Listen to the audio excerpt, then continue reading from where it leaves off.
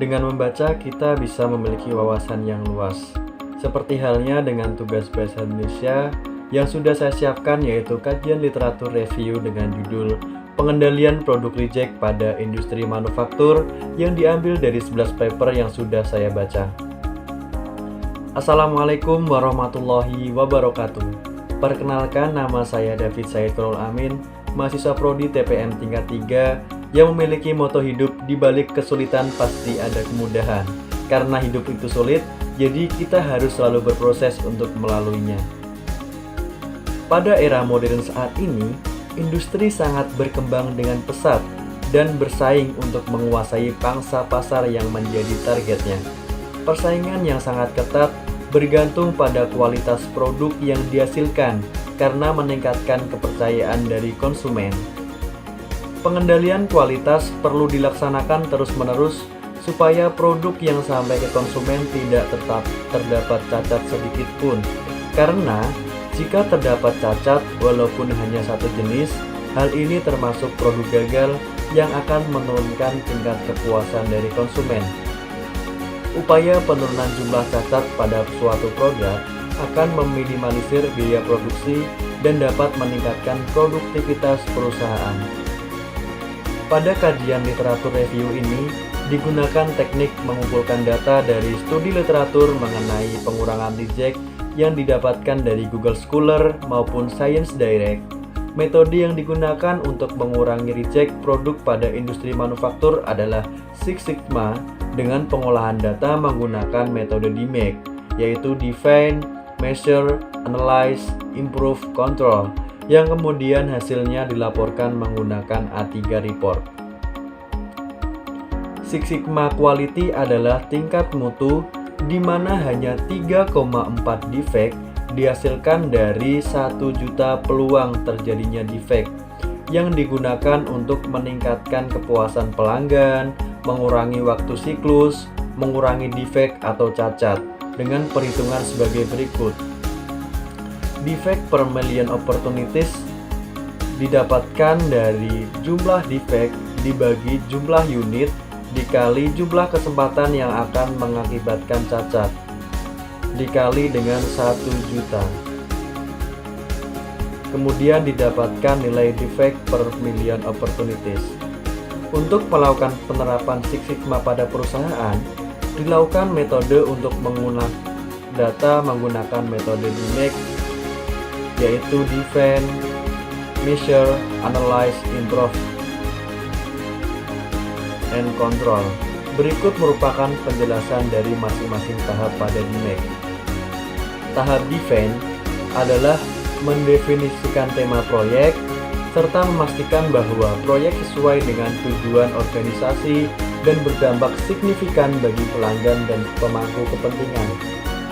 Kemudian tahap yang kedua, yaitu tahap Measure, adalah membuat definisi operasional agar perbaikan dapat diukur dan mudah dikomunikasikan kepada pemangku kepentingan proyek.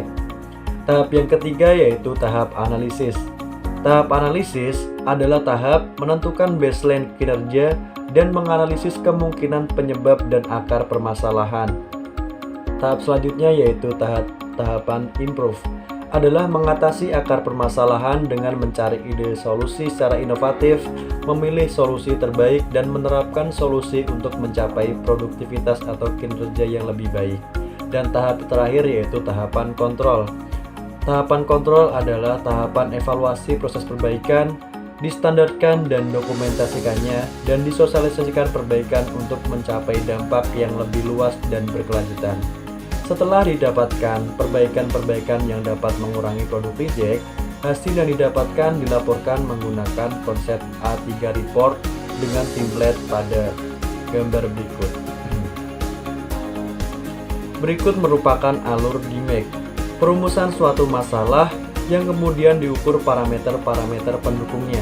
Apabila proses masih mampu dan sesuai dengan target perusahaan, hanya perlu dilakukan pengontrolan secara berkala. Tetapi jika proses tidak dapat mencapai target perusahaan, maka perlu dilakukan analisis terhadap masalah yang ada untuk mengetahui penyebabnya. Langkah selanjutnya yaitu memodifikasi desain yang ada. apabila tidak membutuhkan modifikasi desain untuk masuk pada tahap perbaikan dan pengembangan terhadap penyebab masalah. Setelah adanya perbaikan, proses masih tidak memenuhi target perusahaan, perlu dilakukan analisis ulang terhadap masalah. Namun, jika proses sudah dirasa mampu memenuhi target perusahaan, langkah selanjutnya hanya perlu dilakukan proses pengontrolan secara berkala dan berkelanjutan. Pembahasan yang pertama yaitu identifikasi masalah.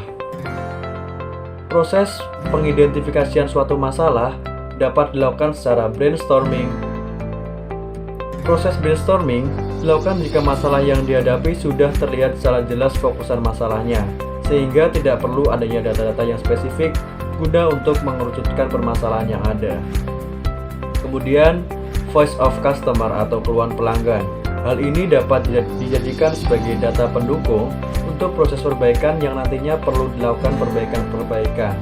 Dalam hal ini, customer bukan hanya pembeli produk ataupun pemakai jasa, tetapi setiap orang yang menerima proses sebelumnya disebut customer. Setelah mendapatkan data mengenai potensi-potensi proses yang menyebabkan produk gagal, perlu diadakan pengerucutan suatu masalah sesuai dengan hukum Pareto 8/20, yaitu 80% kerugian disebabkan oleh 20% masalah yang memiliki dampak signifikan terhadap kualitas suatu produk. Maka dari itu, setelah mendapatkan data dari permasalahan, perlu diolah menjadi diagram Pareto yang nantinya akan ditemukan permasalahan yang paling dominan untuk diatasi.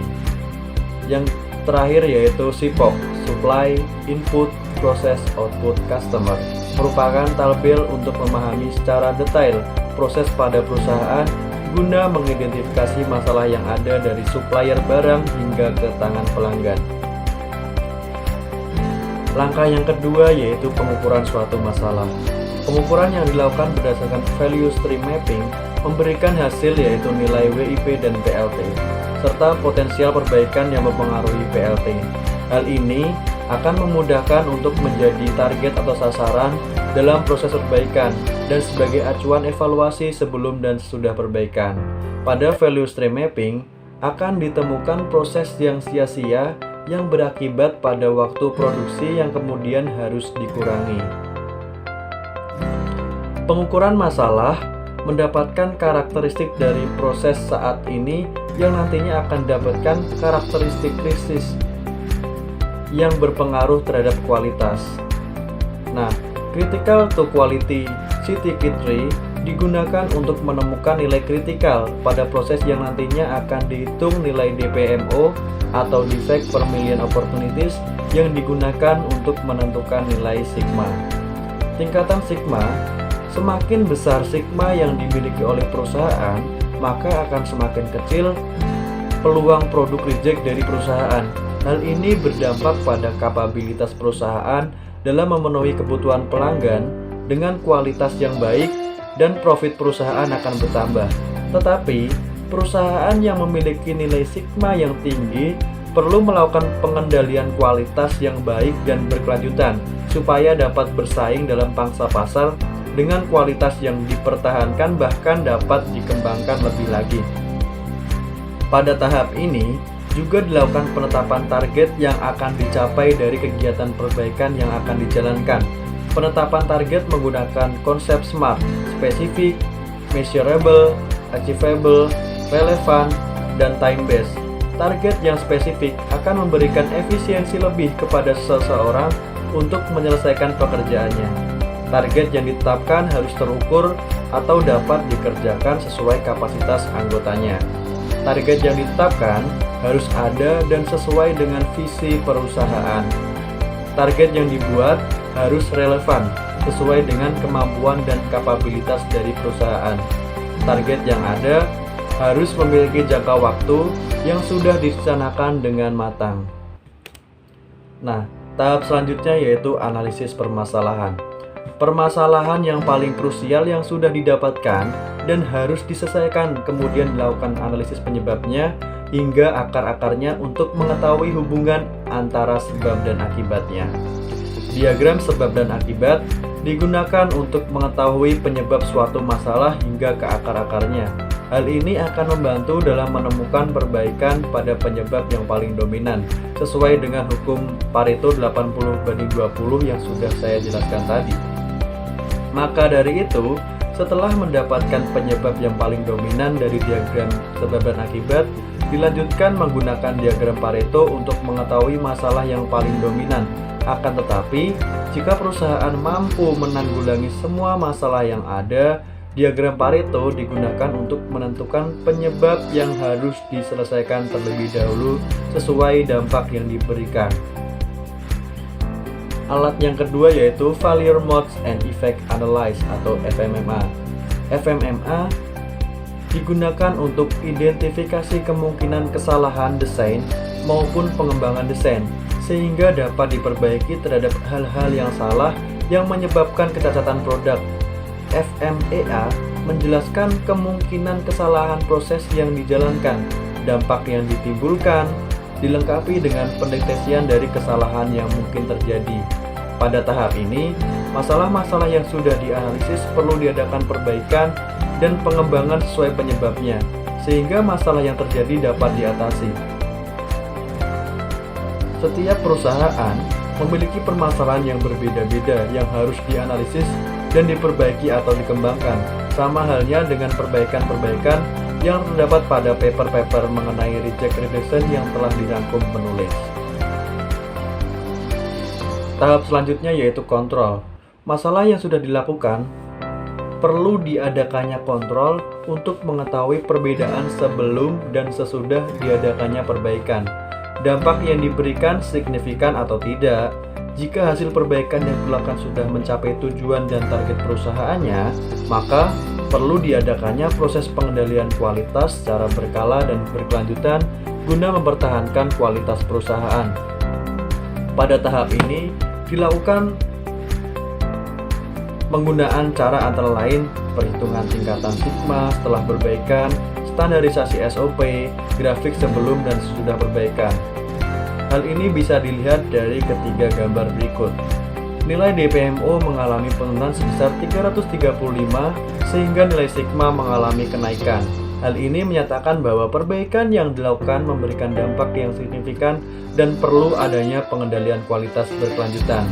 Adanya pengurangan waste pada penggunaan gel dan powder yang menyebabkan biaya produksi akan menurun dan dapat meningkatkan profit perusahaannya. Jika proses perbaikan yang dilakukan memberikan dampak yang baik terhadap proses produksi perusahaan, maka perlu diadakannya standarisasi SOP guna menetapkan prosedur terbaru yang sesuai dengan kebutuhan perusahaan, supaya proses yang dijalankan dapat dikendalikan kualitasnya. Kesimpulannya adalah, proses pengendalian kualitas secara berkala dan berkelanjutan perlu diadakan terus-menerus untuk meningkatkan kualitas dari perusahaan. Semakin baik proses pengendalian kualitas yang dijalankan perusahaan, akan semakin baik pula kepuasan pelanggan terhadap perusahaan tersebut. Nilai sigma perusahaan mempengaruhi kapabilitas perusahaan dalam pemenuhan kebutuhan konsumen, karena jumlah produk reject yang dihasilkan sedikit, waktu produktif, efektif, dan efisien. Mutu perusahaan terkendali yang akhirnya akan menyebabkan keuntungan perusahaan akan semakin besar dan dapat memenangkan pangsa pasar.